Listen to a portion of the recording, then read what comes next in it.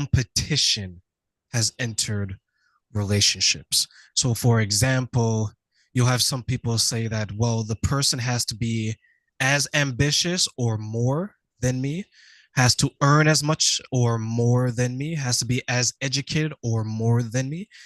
It's things that don't necessarily define the person, and it's things that definitely don't make a relationship last as long as people think it can last, because you hear more about that online specifically, but you hear less about, does he want to have children? What kind of religion is she a part of? Is religion going to be the center of our relationship? What kind of a relationship are we looking to have? Are we planning to get married? Are we going to live together? Like, these things take a back burner to the more so, okay, I want him to be 6 feet, 6 inches, six figures. I Mm-hmm. want her to be a virgin or only have slept with one person under 25, hopefully over the age of 19 and legal. And she has to be 120 pounds and 5'3". Mm-hmm. Like, it's very superficial. So I know you mentioned the biblical aspect, and I really want to expand on that, because I think for me, when I was in the church and when I was in my religion and I began to understand the expectations, which was in a lot of ways a protection. Mm-hmm. Do you Mm-hmm. still view it that way, that it is still a protection and some people unfortunately are not protected by the virtues of what a marriage should be or what it should look like? Absolutely. I think some of those superficial characteristics that we assign to, our future mate have always existed, but it's been amplified by social media, right? So, people post these lovely pictures of two happy people and they're beautiful and they're living this glamorous life and people want that. They think there's joy in that. But it's very deceptive and so, when you really think about the concept of marriage or even long-term relationships, you're thinking of a man and a woman, they're different, not the same. They grow up differently. They're exposed to different things. They have different life experiences, and then they come together and want to build a relationship, even consider bringing in children, raising children. When you think about it conceptually, it just doesn't make sense. You think, how could that possibly work? But God has given us biblical principles to help that be sustainable. And the first and foremost is the definition of marriage and what that is, that it is a lifetime commitment between two people who are God-fearing.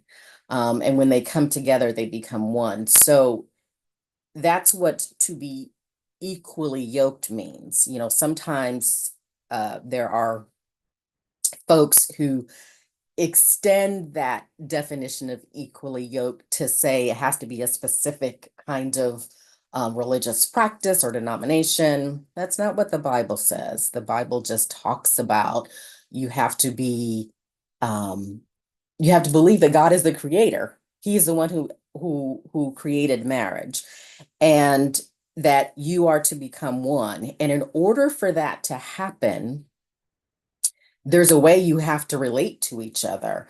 Um, and God has given very clear expectations about what the responsibilities of a man are and what the responsibilities of a woman are.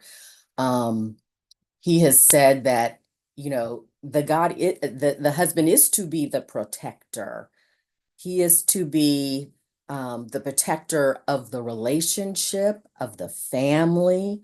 Um, the woman is to be the nurturer.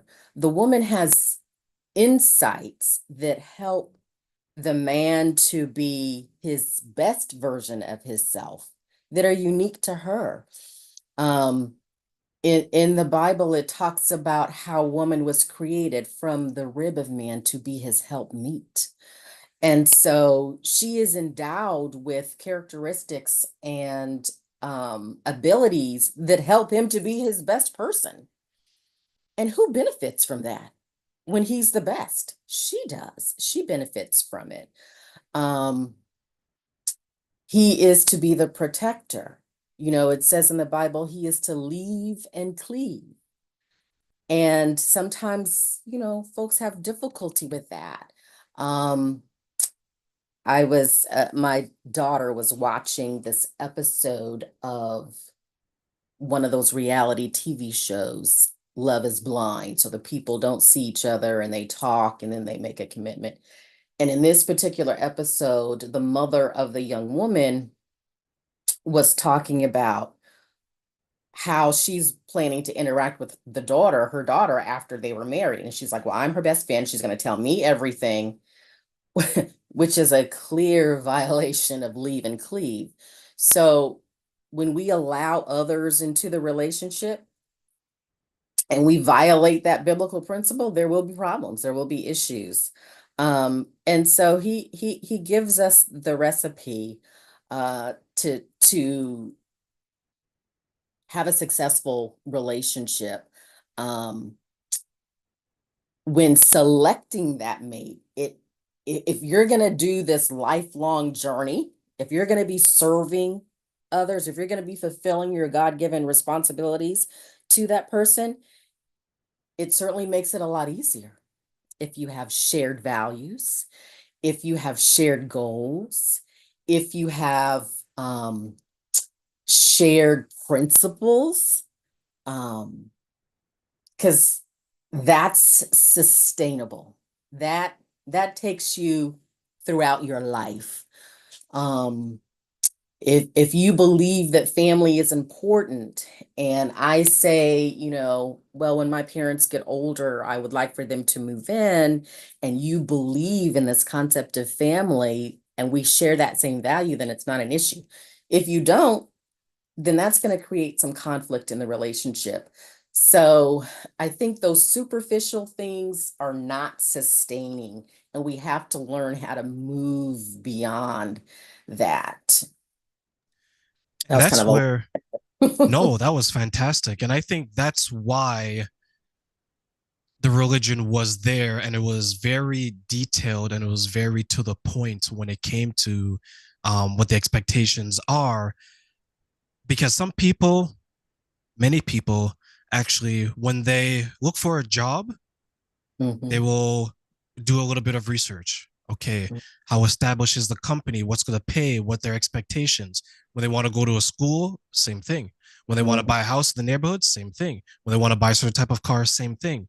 When it comes to a relationship, hopes and dreams, baby. Out the window.